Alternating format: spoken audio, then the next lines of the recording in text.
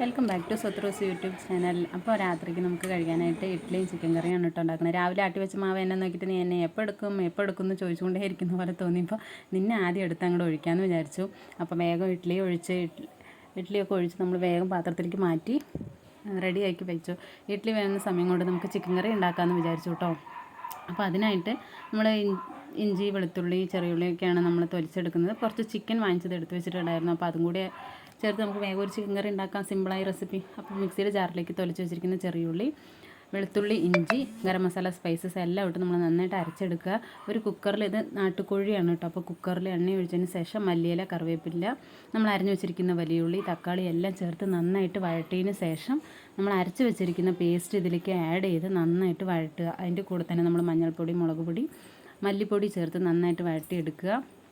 പിന്നെ ആവശ്യത്തിനുള്ള ഇച്ചിരി വെള്ളം ഒഴിച്ച് അതിൻ്റെ പച്ചമണം മാറുന്നത് വരെ വെച്ചിട്ട് പിന്നെ നമ്മൾ കഴുകി വൃത്തിയാക്കി വെച്ചിരിക്കുന്ന ചിക്കൻ ചേർത്ത് നന്നായിട്ട് വഴറ്റുക. നന്നായിട്ട് വഴറ്റിയതിന് ശേഷം ഒരു 5-6 വിസിൽ വിട്ടെടുത്താൽ മതി. അപ്പോഴത്തേക്കും ചിക്കൻ നന്നായി വെന്തിട്ടുണ്ടാവും.